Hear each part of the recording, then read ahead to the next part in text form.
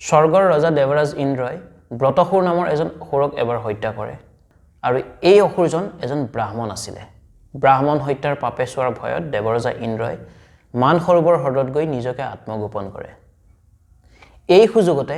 মৰ্তলোকৰ অৰ্থাৎ পৃথিৱীলোকৰ ৰজা নাহুচাই স্বৰ্গলোকত আক্ৰমণ কৰে আৰু তেখেতে স্বৰ্গৰ ৰজা হিচাপে নিজকে প্ৰতিষ্ঠা কৰে স্বৰ্গৰ ৰজা হৈ থকাৰ দিনত ৰজা নাহুচাৰ ইন্দ্ৰৰ ঘৈণীয়েক শচীৰ প্ৰতি দুৰ্বলতা জাগে আৰু তেখেতক নিজৰ ঘৈণীয়েক হিচাপে পাবলৈ বিচাৰে এই ঘটনাটোক কেন্দ্ৰ কৰি পিছত আগস্ত্য ঋষিয়ে ৰজা নাহুচাক অভিশাপ দিয়ে আৰু এই অভিশাপৰ ফলস্বৰূপে ৰজা নাহুচা এটা প্ৰকাণ্ড অজগৰ সাপলৈ পৰিৱৰ্তন হৈ যায় নমস্কাৰ বন্ধুসকল মোৰ নাম দিব্যজ্যোতি নাথ আৰু আপোনালোকে চাই আছে দিব্যজ্যোতিজ ভ্লগ ইয়াৰ আগৰ আমাৰ যেটো এপিসোড আছিল সেই এপিসোডটোত আমি ৰজা পুৰৱৰ সন্তান বিজয়ৰ বংশৰ পৰা কেনেদৰে বিশ্বামিত্ৰ ঋষিৰ জন্ম হ'ল কেনেদৰে যমদগ্নি ঋষিৰ জন্ম হ'ল আৰু যমদগ্নি ঋষিৰ পৰা কেনেদৰে পৰশুৰামৰ জন্ম হ'ল ইয়াৰ লগতে পৰশুৰামৰ গোটেই জীৱনী আমি সেই ভিডিঅ'টোত সুন্দৰকৈ বৰ্ণনা কৰিছো যিসকলে এতিয়ালৈকে সেই ভিডিঅ'টো চোৱা নাই মোৰ এই ভিডিঅ'টোৰ ডেসক্ৰিপচনত লিংক পাই যাব তেখেতলোকে গৈ সেই ভিডিঅ'টো চাব পাৰিব বন্ধুসকল আজি আমি এই ভিডিঅ'টোৰ যোগেদি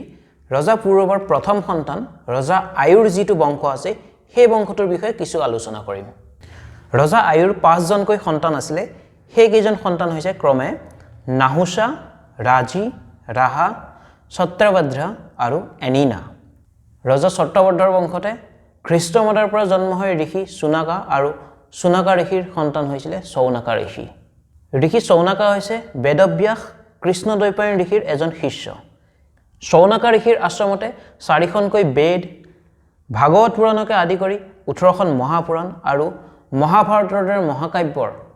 শ্ৰৱণ আৰু কীৰ্তন হৈছিল বন্ধুসকল ৰজা সত্যভদ্ৰৰ বংশতে দীৰ্ঘতম নামৰ ৰজাৰ পৰা ধনন্তৰী জন্ম হয় আৰু ধনন্তৰী হৈছে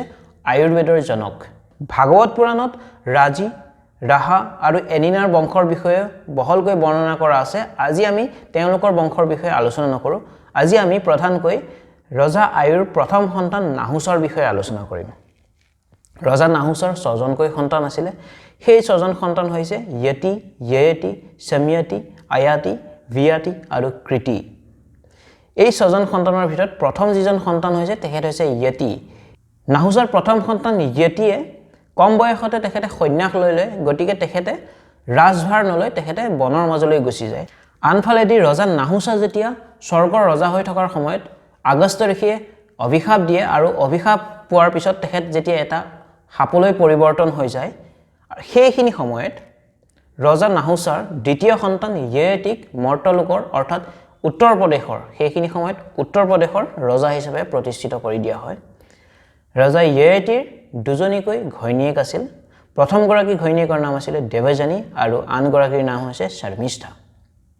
দেৱযানী হৈছে দৈত্যগুৰু শুক্ৰাচাৰ্যৰ কন্যা আনফালেদি শৰ্মিষ্ঠা হৈছে দৈত্য ৰজা বিশ্বপৰ্বৰ কন্যা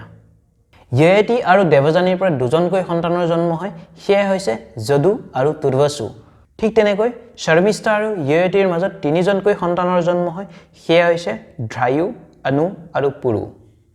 বন্ধুসকল দেৱযানীৰ প্ৰথম সন্তান যদু আৰু এই যদুৰ নামৰ পৰাই এই বংশটোৰ নাম পিছলৈ যদু বংশ হয় আৰু এই যদু বংশতে ভাগৱত পুৰাণৰ প্ৰধান যেটো চৰিত্ৰ শ্ৰীকৃষ্ণ এই শ্ৰীকৃষ্ণৰ যদু বংশতে জন্ম হয় ঠিক তেনেকৈ শৰ্মিষ্ঠাৰ আটাইতকৈ সৰু সন্তান হৈছে পুৰু আৰু এই পুৰুৰ বংশতে পিছলৈ কুৰু নামৰ এজন ৰজাৰ জন্ম হয় আৰু সেই কুৰু নামৰ ৰজাজনৰ পৰা সেই বংশটোৰ নাম কুৰু বংশ হৈ গৈ এই কুৰু বংশতে পাণ্ডু ৰজাৰ পৰা পিছলৈ 5 জনকৈ পাণ্ডৱৰ জন্ম হয় আৰু ধৃতৰাষ্ট্ৰৰ পৰা 100 জন কৌৰৱৰ জন্ম হৈ গৈ বন্ধুসকল আজি আমি এই ভিডিঅ'টো বেছি দীঘলীয়া নকৰো আমাৰ যেটো নেক্সট ভিডিঅ' আহিব সেই ভিডিঅ'টোত আমি ৰজা য়েয়তি আৰু তেখেতৰ দুজনী ঘৈণীয়েক দেৱযানী আৰু শৰ্মিষ্ঠাৰ মাজত এটা সুন্দৰ কাহিনী আছে সেই কাহিনীটো আমি ইয়াৰ পিছৰ যেটো ভিডিঅ' আহিব সেই ভিডিঅ'টোত বৰ্ণনা কৰিম